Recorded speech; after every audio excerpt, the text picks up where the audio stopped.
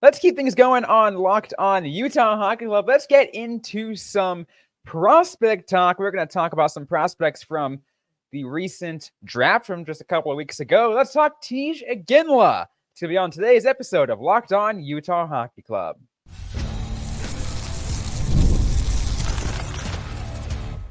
You are Locked On Utah Hockey Club, your daily podcast on the Utah Hockey Club, part of the Locked On Podcast Network, your team every day. Welcome to the show, everybody. This is Locked On Utah Hockey Club, your number one daily podcast on the Utah Hockey Club. I am your host, Robyn Leonio. Alongside Tom Callahan, we want to thank everyone for making the show your first listen every single day. We are free and available everywhere you get your shows. A lot of you guys have probably heard us talk about Tij Iginla so many times since the NHL draft because we're so excited that a player like Tij Iginla is part of the Utah Hockey Club organization now, Tom. But we haven't really got much in-depth talk. We just talked about him briefly, maybe get some collective thoughts, sporadic here and there. But maybe we even get some new listeners in here who are tuning in today, who want to hear about Tij Iginla for the first time and understand who exactly is this guy that Utah picked 6 overall in their first NHL draft just a few weeks ago. Well, I think the first thing that you need to say when you talk about Iginla part 2, if you will, is Iginla part 1. I think you have to start talking about his Hall of Fame dad, Jerome Iginla, who probably best known for his time with the Calgary Flames. But I tell you what, Robyn, I was calling Nashville games when Jerome was still playing. And not only a skilled player, but a fierce competitor and a respected leader.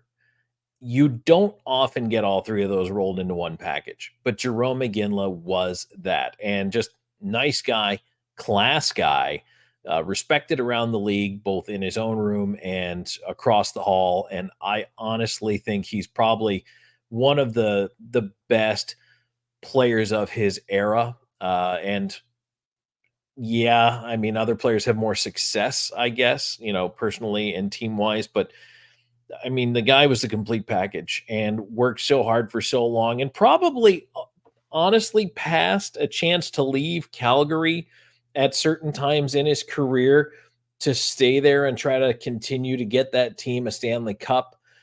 They got close a couple of times, but I think he just is that kind of player. He wasn't going to leave just to chase it at the time. That's what he wanted to do, was be loyal to Calgary and build that franchise. And, just so much respect to him. An incredibly gifted player, goal scorer, just awesome. So that's, now you roll that down a generation to Tij Iginla. And again, we talked about this on draft day saying, boy, you hope the apple didn't fall far from the tree, but this is a bloodline pick. And what I like about Tij is the fact that he has an elite shot. He seems to have the hockey sense. He seems to have the presence. He carries a lot and reminds me a lot of Jerome Iginla, and that is not a bad thing at all. Oh no, absolutely not. And that's one of the things too, is if you just take a look at the things that he has been working on and all those kind of things, and you look at that work ethic, there are a lot of people that says there's a lot of his dad in there. There's just so much of his dad in there, and is a lot to be excited about. But the cool thing about it is there's a lot of his dad. Yes, there's a lot of his dad in there, but he's also building his own brand and building his own name for himself, and making and then becoming the player he wants to be. Well, and that's it too, is in a way you wonder how much that shadow follows you. You know what I mean? You don't want to be someone who everybody expects you to be just like your dad. I mean, look at the Tkachuk boys, right? I mean, their dad spent so many years in the National Hockey League, but they have to emerge from the player that Walt Tkachuk was to become who they are. And right. Which is why it was cool to see, the family celebrating the Florida Panthers Stanley Cup win. I thought that was really cool. But that is the same thing here with Iginla.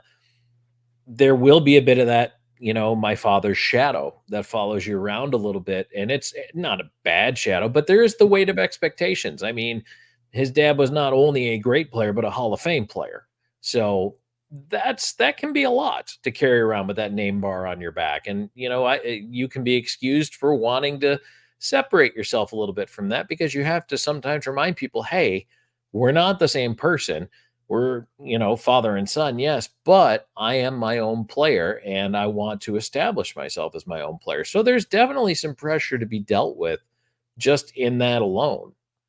And yeah, and certainly, and I feel like a lot. And again, you do get a lot of that. And you talked about that, about difference between, the Kachucks with that bloodline, and just seeing how all that goes. And I'll even add one more, and it's on the same organization in Josh Doan, and people, and especially in the previous year, the previous couple years, there was so much hype around his name,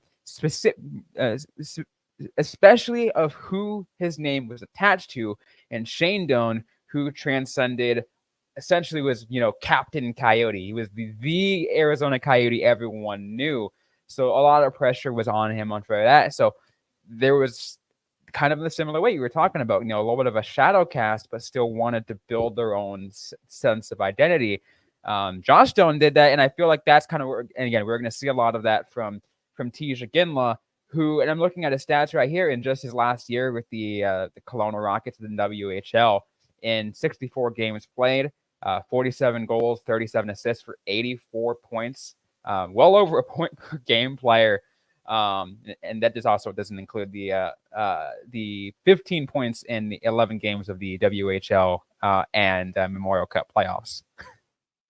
And playoff experience is big too. His dad was a 2-time Memorial Cup champion. So for him to have the playoff experience and try to win a Memorial Cup is big. And again, we can talk about this here in a couple of minutes, but the expectations of how much time he'll see back in junior this year and all of that. So, and for those who don't know, the Memorial Cup is the championship trophy of the Canadian Hockey League, which, for better or for worse, as far as an explanation goes, is really split into 3 smaller leagues that at the end of it all play a tournament. The champions of each league, the Western Hockey League, the Ontario Hockey League, and the Quebec Major Junior Hockey League, those 3 champions go to a host city, which then becomes the 4th team in the Memorial Cup. And it's a round robin 4-team tournament to see who wins the Memorial Cup. Fun fact, Tom, I wanted to mention this. The QMJHL, I think they're trying to move away from calling it the Quebec Major Junior, because there's not just Quebec. But last I heard, they're now called the Quebec Maritime Junior Hockey League. Nice. Yeah, so you do have the Maritimes in there with Nova Scotia, Newfoundland, all that. So yeah, Ontario is so big, it's its own. It gets its own, and WHL is spans across literally everything west of Ontario. Yeah, 4 provinces. Yeah, like it's insane. 4 provinces and 3 states, 2 states, 3 states. It's at least it's 2. Washington and Oregon. Right. Part of me wants to say Idaho's in there too, but at least peace. It's a good question. I don't know if that. I did take a look back at it. Now you've got me question. I'm going to look this up right now because, it's funny because the teams change so often, so it can be kind of hard to keep an eye on everything. But all right, I'll get back to you. Go ahead, Robyn. Continue on. Let's talk about Tij Iginla. Yeah, but Tij Iginla and getting that amount of points and being the goal scorer that he is, and in the style that he is too. He's kind of not afraid to get a little physical, kind of to get a little of that board play and kind of get down to the corners. It's really going to play, really well for what Bill Armstrong is looking in a style of player for what's coming in the future of this Utah Hockey Club franchise. Yeah, it's funny, and I kind of laughed, and I know it's a tongue-in-cheek thing, but Bill Armstrong said to Tij Iginla when they drafted him, all right, well, we got a lot of 20-goal scorers on this team. We need you to be a 50-goal scorer. No pressure. So, and I kind of appreciate that. It made me laugh a little bit, but that's true. They are looking for this guy because of his talent, because of his work ethic. And as I mentioned before, he's an elite shot, very good vision. I think he's got a release that can beat goaltenders in the NHL right now. He has some learning to do. There is going to be growing pains. There always is with young players.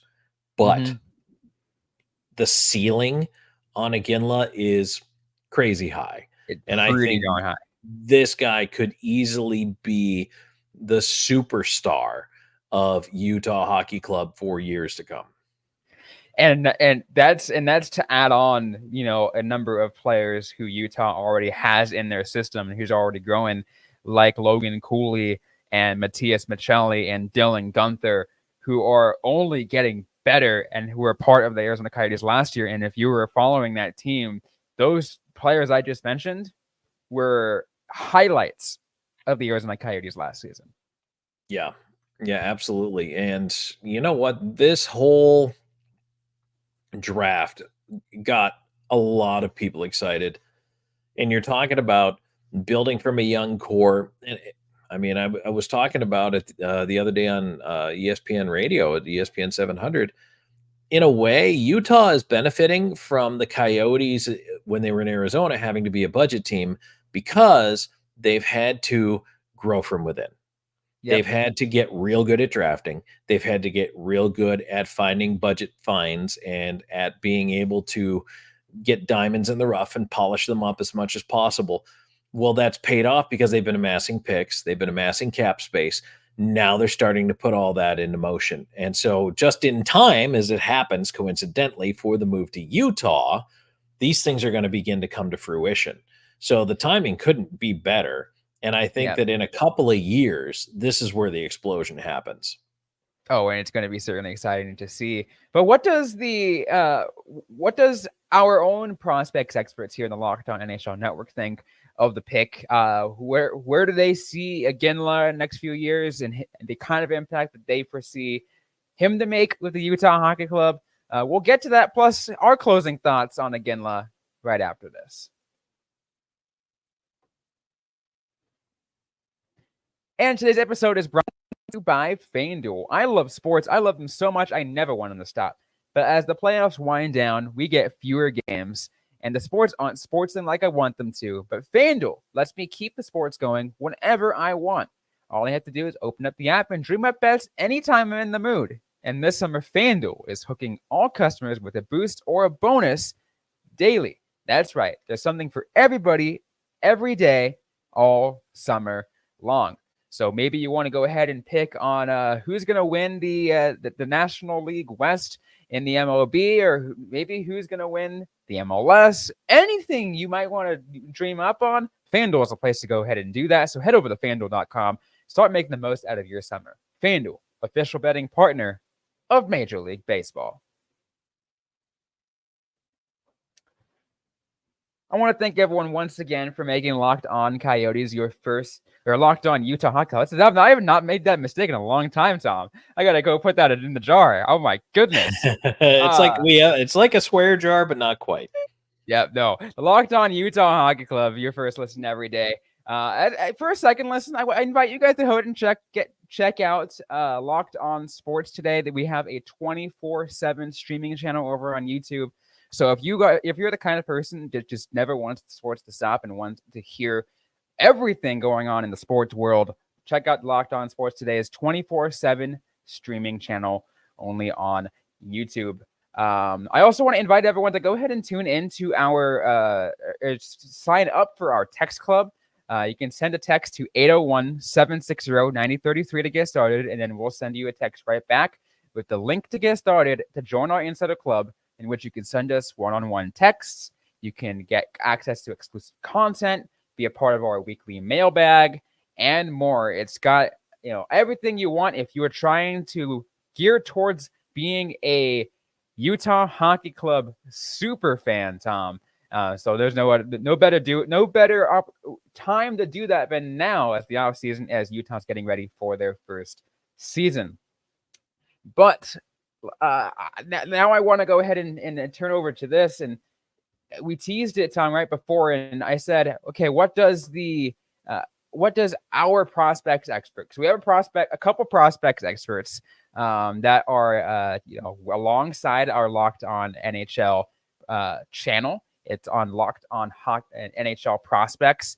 Hadi Kalakesh and Sebastian High do a phenomenal job on breaking down all the prospects, even all season long. So if you're looking for who's coming up next season, they're a great place to tune into. They're over the last couple of weeks, they've been talking about all the players and all the different teams and the picks that they've made. Just earlier this week, they did a show about Utah and the picks that they made. And I want to go ahead and lift the clip, because we can, of what they said for specifically for Utah's Iginla pick. So here's their thoughts, and then we'll go ahead and get some closing thoughts after that. So let's go ahead and hear from Sebastian High from Locked On NHL Prospects. Utah went out and picked some really fun players on this day. And at 6th overall, they picked possibly my favorite player in the entire draft class in Tij Iginla. This is a player who is the best board battler that was eligible for that draft class. He has a wicked shot. He's a fantastic playmaker. His handling skill took strides in the last year, from an about average tool to a way, way above average one at the end of the season.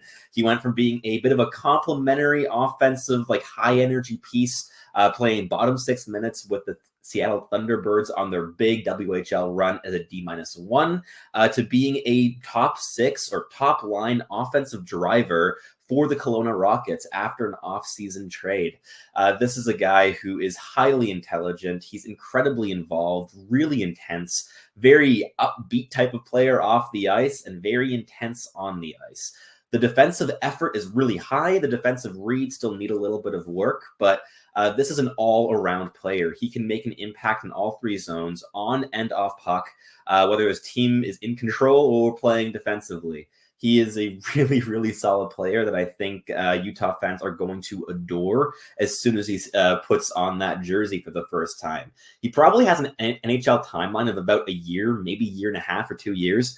He's pretty refined. He's one of the youngest players in this draft class as an August birthday, and I think he has a long runway to develop despite already being so polished in his game. This is a guy who could be a top line, offensive driver from the wing long term. I think he's a fantastic complement for a player like Logan Cooley, because he can do so much of that dirty work along the boards. He can finish plays. He has a great shot. He's a strong playmaker as well. And he has this high-level intelligence so that he can match the high-end pace and the high-end problem-solving ability of those elite-level talents that are already in the organization, like Clayton Keller and Logan Cooley. I think it's a fantastic draft selection. It really is also an area of need that Utah addressed with this selection. And I think it's fantastic value at 6th overall.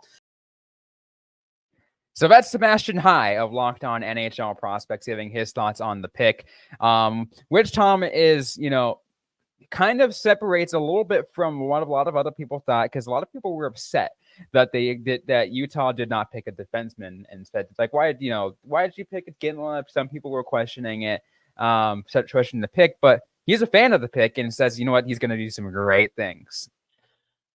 Why would you be upset with that pick? No, I think it's someone maybe looked at and this I'm not saying everybody, because this is really saying a very small minority of people who have done this, is they looked at the draft board at what was from a lot of mock drafts, and Iginla was made in some of them were in the towards 10, 11, 12, maybe even getting picked up by the Flames because that would have been the dream everyone wanted. That's kind of the other reason why some people were upset. Also, because everyone thought that Utah was going to pick a defenseman, but that's really it. I guess I just don't see it. I know. I'm with you. Yeah. I think that if you're, I don't know. I can't come up with a reason why someone would choose to hate on that pick. You picked up an excellent offensive player with a lot of upside who, again, I talked about it last segment, sky's the limit. Great shot, has great playmaking. And the other thing, too, if you listen to what was just said there, one of the things I pulled out of that was high motor, high motivation, high drive to do things and do things the right way. You can't teach that. You either have it or you No. don't. You either want to show up at the rink and work or you don't. And I've seen players ruined by having either no motor or a low motor. They just want to get by on their talent. And they think, well, I'm just that good. I can slide by. And I've seen guys not make it because they didn't also work to stay relevant at whatever level. So I feel like this is the complete package here. Taking a little bit of the Herb Brooks playbook there, Tom. Don't have enough talent. You don't have enough talent to win off talent alone, and you got essentially saying you got to win. You got to have the heart. You got to have the drive. If you don't, I mean, look, I will take a team with heart and determination and average talent and beat a disinterested top-level talented team every time. 100%.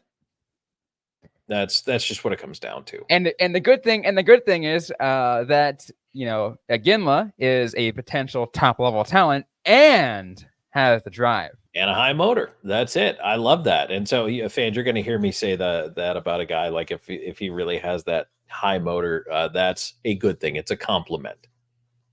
Absolutely. We're going to get some closing thoughts. What do we see down the future for Tij Iginla in this Utah Hockey Club franchise? We'll get to that right after this. And today's episode is also brought to you by Indeed. We're driven by the search for better, but when it comes to hiring, the best way to search for a candidate isn't to search at all. Don't search, match with Indeed.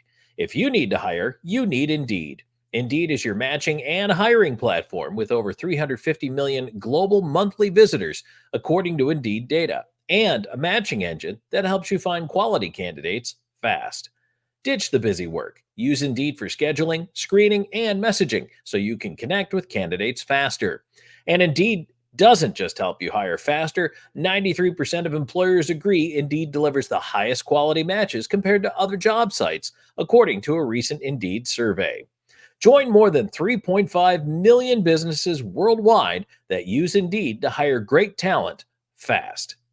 And listeners of this show will get a $75 sponsored job credit to get your jobs more visibility at Indeed.com/lockedon. Just go to Indeed.com/lockedon right now and support our show by saying you heard about Indeed on this podcast. Indeed.com/lockedon. Terms and conditions apply. Need to hire? You need Indeed. So let's go ahead and wrap things up on this episode of Locked On Utah Hockey Club. Once again, Robyn Leonio and Tom Callahan.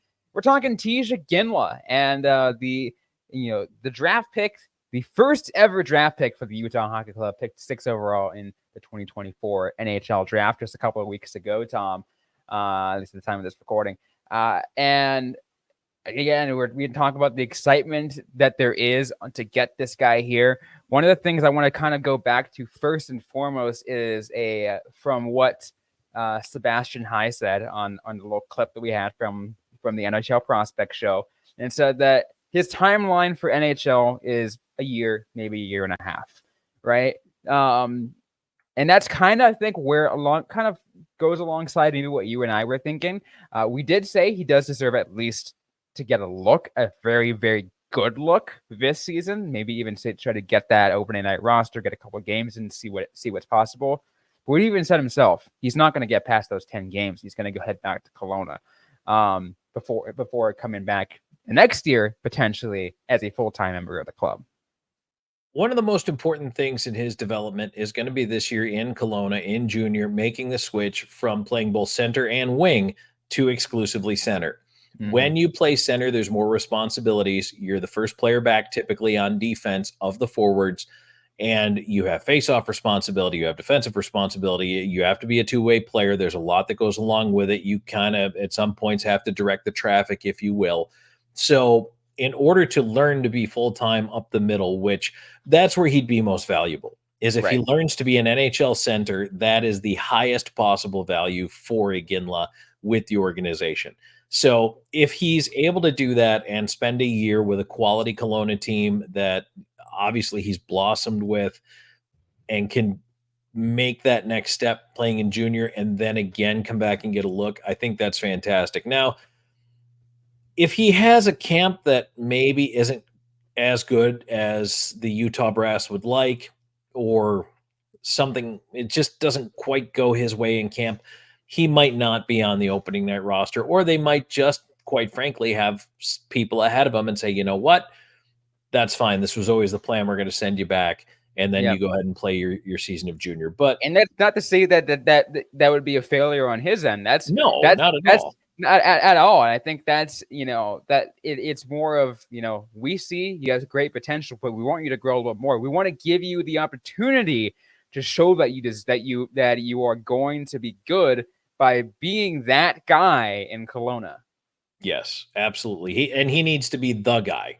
They want him to be the man there and, grow and along those lines. So basically what I'm saying, Utah fans, what Robyn is telling you is it's okay. And this year is going to be about tempering expectations. Everybody's so fired up. They're going to want to win every game. Everybody wants to win every game. Every NHL club wants to win every time it hits the ice. Of course. No kidding.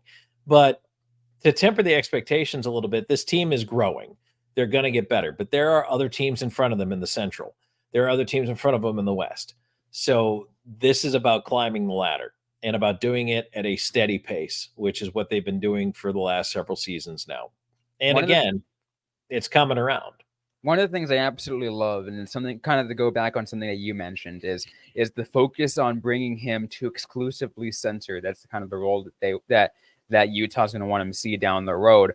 You take a look at the center depth, now the future center depth for this Utah Hockey Club franchise. To see Iginla and Cooley and Hayton, I think there's a couple other people in there who are centers. It really Kerfoot and Bukestad are, but this is their last year under contract. Yeah, absolutely. And Stenlund is in there, but he's really just there, that kind of like waiting and he's really been a depth player. That's kind of what his role is. He'll be a fourth line guy. He'll shift from center to wing when he needs to. But those three that I mentioned, right? And everyone talks about, all right, what's your top six look like? Imagine those three essentially anchoring, being, key centers for your top nine. It's Nick Schmaltz. And Kerfoot, Hayton, Bukestad. I'm just reading the guys' natural centers. Stenlund, McBain, Liam O'Brien's listed as a natural center. Logan Cooley's a natural center. That's a lot of guys up the middle. Carconi's a natural center, although he's 28 and he goes UFA after this year too. But so it's easier for a guy who is a natural center to shift to the wing. Less responsibility. It's easier to play the wing than it is center. It's just, that's a fact. So if he does turn out to be one of those centers, here's the thing too, Robyn, is that when he does develop and is ready to break into the NHL, you want him to be top six. Mm-hmm. You're not bringing him in to be the third line center unless you are just so gifted up the middle that you have a dangerous third line, which some teams are deep enough to have. Which is not a bad problem. No, absolutely right. Which is an interesting thing that you mentioned this too, because it's something that I brought back when I was kind of picturing up the possibility of having certain centers come in, and these were only remote possibilities because I was just having fun and saying, imagine if this center came into the then Arizona Coyotes or whatever it was, and then I was like, imagine where if you're this team and your problem is having to put Barrett Hayton as your third line center. That's a good problem to have because Barrett Hayton's still a solid center. Yeah, no, that doesn't hurt your feelings at all. And I think that is, especially when you have depth at center, that is considered a luxury to be able to go 3, if not 4 quality centers deep. Most teams have one great or very good center, and then beyond that, they're good and less. So if you have two very goods, or if you have a great and a very good, you're already ahead of most of the rest of the NHL. Absolutely. So, and that's kind of the hope that we're seeing out of Iginla, as you know, the hope that we're going to see him in the years down the road, which is an interesting thing I want to bring up, Tom. And I want to make a comparison to a player that Utah traded away during the draft weekend and Connor Geekie, because Connor Geekie came in as a center. He was drafted as a center, but kind of went back to be essentially, moved on over to the wing, slide and say, all right, you're eventually going to slide on the wing. This is what we're going to see from you. The exact opposite. And as you mentioned, it's easier. It's a little bit easier for that to happen. As you mentioned, less responsibility. I prefer wing because it's nice. I it's my favorite position, but to go the other way around, it's a really unique thing. Yeah. And honestly, Utah's game plan is to have, big skilled guys, strong guys, be able to play physical, knock you around a little bit. And I'm not saying that Iginla is going to go and blow you through a wall, but he doesn't shy away from it either. You want guys who are going to win puck battles, guys who are going to go into corners, guys who are going to dig for pucks. Guy in that dirty areas. That's what he's there for. Yes. Like in a few years down the road, and of course we're going to talk about this prospect later on this summer, but I just want to bring up his name really quick. And it's a guy like Dmitry Shemishev. He's the guy that's really going to just go lights out.